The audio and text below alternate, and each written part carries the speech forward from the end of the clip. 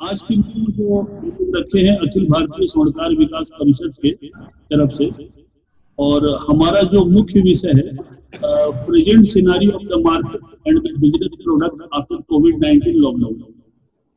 हमारे आज के इस मीटिंग में, हमारे इस वीडियो कॉन्फ्रेंस में के एडीजी मिसेस अंकिता मिश्रा जी मौजूद हैं, और हमारे बीच एमएसएमई के director Mr KD Bhattacharya ji भी आने वाले हैं। मिनिस्ट्री ऑफ टेक्सटाइल के assistant senior director Mr SK Gupta ji आने वाले हैं।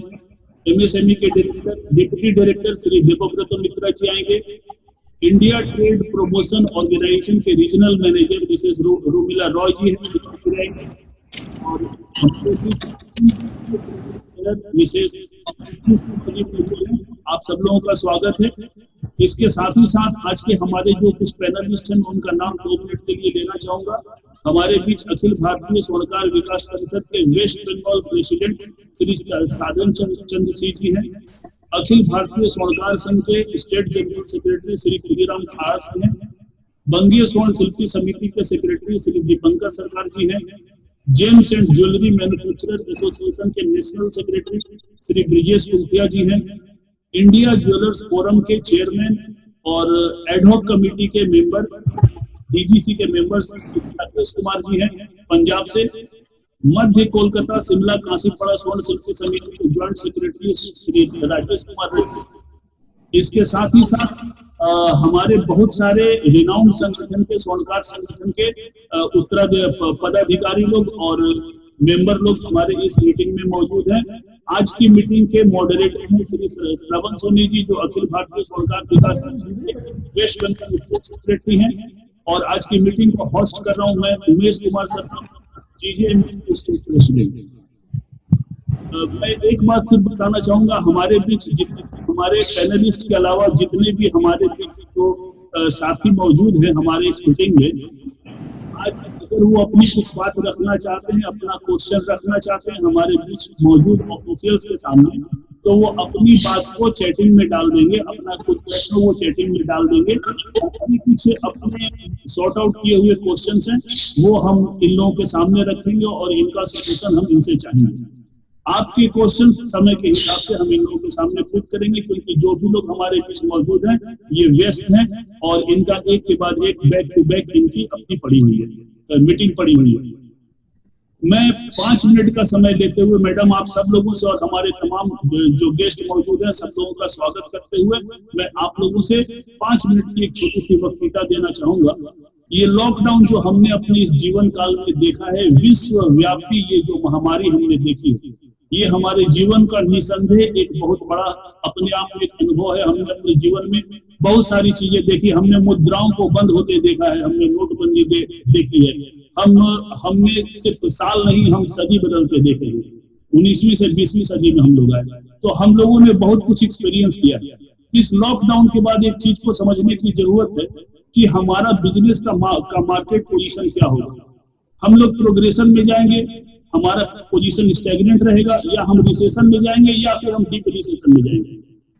इस बीच जो एक छोटा सा एनालिसिस करके मैं पाया हूं, वो मैं देखा हूं कि इस लॉकडाउन के दौरान में कुछ बिजनेस जो कि रिसेशन की तरफ गए हैं, उनमें बेसिकली रहा है airlines, hotels, travel and tourism, construction, हमारा ज्वेलरी का business, catering, furniture, gift houses, official supply, etcetera. इस तरह के जो बिजनेस रहे हैं ये एक डीप रिसेशन की तरफ गए। एक डेवलपमेंट भी लेकिन इस लॉकडाउन के दौरान हमने देखा है, जैसे ई कॉमर्स का बिजनेस डेवलप किया, online business and supply develop किया, ऑनलाइन एजुकेशनल सिस्टम डेवलप किया, logistic and delivery, pharmaceutical, video conferencing, channels and entertainment, online games, ये सारे बिजनेस है जो कि डेवलपमेंट के तरफ गए। प्रेजेंट सिचुएशन पे हमें ऐसा लगता है कि ये पोस्ट लॉकडाउन सिचुएशन के कुछ प्रॉस एंड कुछ कॉन्स हैं। अगर हम पहले कॉन्स की बात करते हैं तो ये तो हमें मान के चलना पड़ेगा कि आने वाले समय में ना हमें सिर्फ अपना लाइफ स्टाइल बल्कि हमें अपना बिजनेस स्टाइल भी चेंज करना पड़ेगा, क्योंकि मार्केट में लैकनेस ऑफ लिक्विडिटी आएगी, लैकनेस ऑफ डिमांड भी आएगा और money rotation cycle will be affected. इसके बहुत सारे कारण है, ये मैं बहुत लंबा समय नहीं मैं नहीं लूंगा, लेकिन कुछ क्रॉस बातें ऐसी भी हैं कि जैसे चाइना का जो इंप्रेशन वर्ल्ड लेवल पे पड़ा है, अपने इंडिया में कुछ बिजनेस आने वाले भी हैं। तो एक पॉजिटिव बात भी हम लोग सोच करके चल सकते हैं, लेकिन हमें अपने बिजनेस को modernisation with the new technology, with the new system, हमें उसे अंगीकार करना पड़ेगा, स्वीकार करना पड़ेगा। इन्हीं सारी बातों को हम लोग पिछले तमाम मीटिंग में बोलते रहे। ये हमारा 7th सेशन है जब हम लोग इस मीटिंग को कर रहे हैं, 7वां सेशन है। यहाँ तक हम पहुंचे कि आज हमारे बीच रिनाउंड ऑफिशियल्स, गवर्नमेंट ऑफिशियल्स मौजूद हैं जिनके समक्ष हम अपनी बातों को रख पा रहे हैं। तो सबसे पहले मैं मैडम मिश्रा जी से ये आज्ञा लेना चाहूंगा कि मैडम हमारे कुछ क्वेश्चन है, क्या मैं आपके सामने रखूं? बिल्कुल रखें।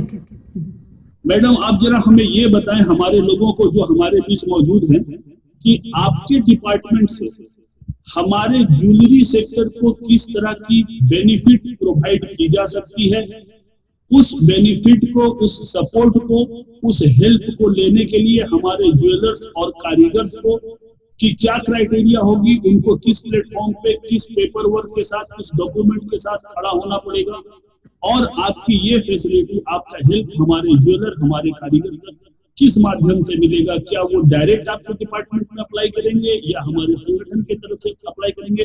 प्लीज मैम जरा सा विस्तार से बताइए। देखिए, इस विषय में सबसे पहले मैं आपको ये बता दूं कि जो डेवलपमेंट कमिश्नर ऑफिस है हैंडीक्राफ्ट्स का जी, वो कई स्कीमें चलाता है अपने आर्टिजन्स के लिए जी, और आर्टिजन्स कई कैटेगरी में हैं। वो कपड़े में भी हैं, ब्रास में भी हैं, मेटल में भी हैं, वुड में भी हैं, जेम्स एंड ज्वेलरी में भी हैं। जी, तो ज्वेलरी ऑलरेडी हैंडीक्राफ्ट में एक कैटेगरी है, ऑलरेडी एग्जिस्ट कर रही है। तो हमारे यहाँ के जो आर्टिजन्स हैं, हमारे यहाँ की जो पद्धति जो अपनाई जाती है यहाँ पर, वो ये है कि आपका जो आर्टिजन होगा उसको एक पहचान कार्ड होता है, वो हमारे यहाँ से एक आईडी कार्ड बनता है, पूरा वेरीफाई होकर उसको एक आईडी कार्ड दिया जाता है। जब वो आईडी कार्ड मिल जाता है तब किसी भी प्रकार की स्कीम को लेने के लिए वो आगे बढ़ सकता है, बिना आईडी कार्ड के नहीं पहुंच सकता किसी भी स्कीम में। हमारे यहाँ की जो बेसिक स्कीम्स हैं, जिसमें अभी भी कई में भी बहुत ज्यादा नहीं, लेकिन कुछ ज्वेलर आर्टिजन्स हमसे जुड़े हुए हैं और उनको हमने मार्केटिंग में खास तौर पे, क्योंकि हमारे यहाँ बहुत एग्जीबिशंस होते हैं, इवेंट्स होते हैं, जिनमें हम डिफरेंट आर्टिजन्स को मौका देते हैं सामने आने का, अपने प्रोडक्ट्स को प्रस्तुत करने का और बेचने का। उसमें हम आर्टिजन्स ज्वेलरी वालों को भी करते हैं। जी मैडम।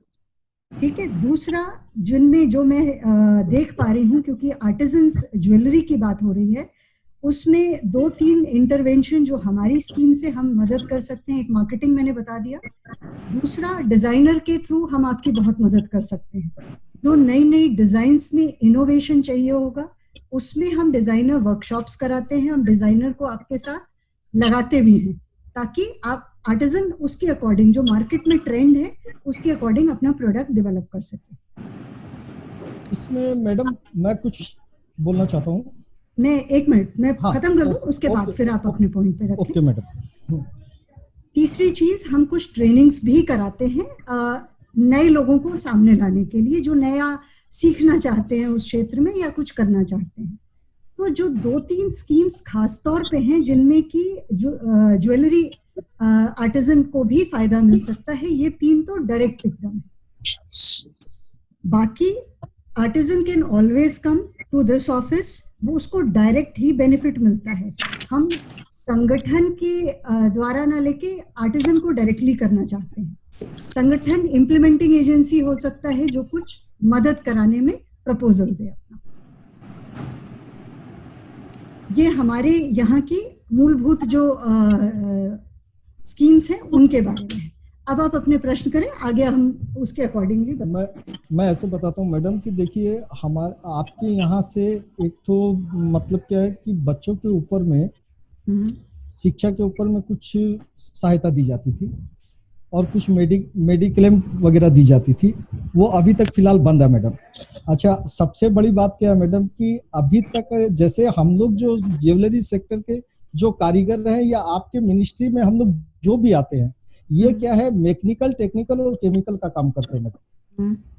मैकेनिकल टेक्निकल का केमिकल का काम करने से क्या होता है मैडम कि अगर हमें ये आपके इंडस्ट्रीज अगर इंश्योरेंस अगर हमें मिलती है तो हमें इसका बहुत लाभ होगा, क्योंकि मैडम हमें किसी भी प्रकार की मतलब मेडिकल अभी तक कहीं से भी नहीं प्राप्त होती है। जैसे अभी आयुष्मान योजना के अंदर में सरकार ने अभी 5 लाख का जो मेडिकल दिया है, अब इसमें क्या होता है कि राज्य सरकार अगर चाहती है तब वो मिलता है, नहीं तो वो भी नहीं मिलता।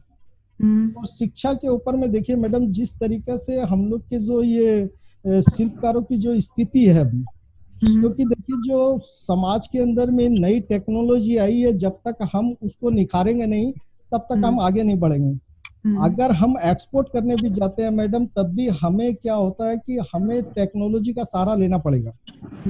भारत से अगर हम एक्सपोर्ट करेंगे तो माल इंडिया में ही बनाना पड़ेगा। अगर इंडिया का स्किल अगर मजबूत नहीं होगा तो वो आगे बढ़ेगा कैसे? तो सबसे बड़ी बात है मैडम कि स्किल के अंदर में अगर हम लोग नई टेक्नोलॉजी को नहीं अपनाते हैं तो आप ये सोचिए कि हमारे जो बुजुर्ग जो हमारे लिए औजार छोड़ के गए हैं, उसी औजार से हम लोग चल रहे हैं। और पूरे विश्व के अंदर में आप ये मान के चलिए मैडम कि हर तरीके की टेक्नोलॉजी आ चुकी है। अगर हम हाथ के कारीगर होके और टेक्नोलॉजी का भी उपयोग करते हैं तो आप सोचिए कि इंडिया से टक्कर लेने के लिए किसी की भी ताकत नहीं होगी, क्योंकि आज भी हमारी हाथ की ज्वेलरी की मांग बहुत जगह रहती है। और सर मैडम इसके अंदर में क्या होता है कि सबसे बड़ी प्रॉब्लम आ रही है हमें फाइनेंस के अंदर में। अगर हम लोग रॉ मटेरियल आपसे मांगते हैं तो जैसे मेरी अभी 12 दिसंबर को मैडम से मुलाकात हुई थी, स्मृति ईरानी जी से, संसद भवन में हमने मुलाकात की थी। उसके अंदर में हम वो जो एक लेटर है उसके अंदर में पूरे इश्यूज लिखे हुए थे कि एक्सपोर्ट में हमारे क्या कारण से प्रॉब्लम आ रही है और हम लोग स्किल के अंदर में कहाँ पे प्रॉब्लम। देखिए स्कीमें सब सरकार की चल रही है, हम लोग थोड़ी सी क्राइटेरिया के अंदर में साथ में ज्वाइंट नहीं हो सक रहे हैं।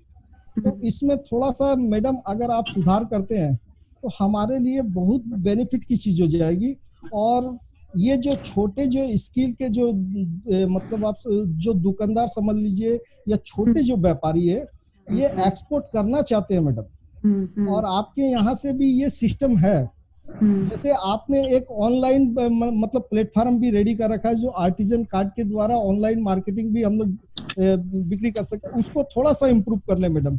जैसे हम लोग ने अभी क्या किया कि हम लोग ने एक एप्स मतलब स्टार्ट किया है हमारे संगठन के द्वारा, जिसमें हम लोग ने ये पूरे हिंदुस्तान के अंदर में जो कारीगर, मैं एक एग्जाम्पल के अंदर में देता हूं, जैसे मैं कोलकाता में आता हूं और कोलकाता में मुझे बड़े बाजार के अंदर में कितने कारीगर है मैं अगर ढूंढना चाहता हूं तो वो एप्स के अंदर में सर्च करता पता चल जाता।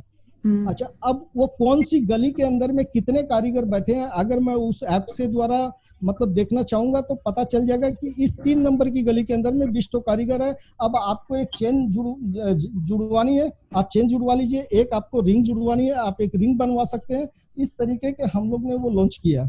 उसमें हम लोग ने मतलब उसको एक बार चालू किया, उसके अंदर में कुछ कमी थी, उसको हमने फिर सुधारने के लिए कर रखे। मैडम इससे क्या होता है कि कारीगर को बढ़ावा मिलता है, क्योंकि आप देखिएगा कि मतलब आप समझिए कि 50 बरस के जो भी शिल्पकार हैं वो पढ़े लिखे नहीं है मैडम। हाँ बिल्कुल, उनके अंदर कला है पर वो उस तरह की शिक्षा नहीं है। हाँ, शिक्षा नहीं ले रखे हैं। तो मैडम अब इनको मतलब क्या है, एक संगठित करना और इनको आगे चलाना। आप लोग अगर थोड़ा सा हमारा हाथ पकड़ते हैं तो नो डाउट मतलब सोचिए क्वांटिटी के अंदर में सरकार के पास में टैक्स भी आएगा और हमारा इम्प्रूव भी होगा। तो जैसे रेणु जी से मैंने बात की थी तो रेणु जी ने बहुत पॉजिटिव ऐसी मेरे को बात बताई कि भाई आपकी बात ऊपर तक मेरे को कैसे पहुंचानी है, मैं आपके लिए चेष्टा करूंगी। तो मैंने रेणु जी को कहा कि मैडम जो हमारा एक पत्र जो 12 तारीख को दिया हुआ है, जो कि मेरे अंदाज से मैंने आपके जो डीसी मुकेश जी हैं, DC senior assistant Mukesh ji, अच्छा, वेलफेयर के, अच्छा, मैंने उनको दिया है। कुछ क्या है मैडम, हम लोग की शिक्षा और मेडिक्लेम के ऊपर में आप ध्यान दीजिए, क्योंकि हमारे बच्चे वास्तव में पढ़ने में बहुत दिक्कत दे रहे हैं।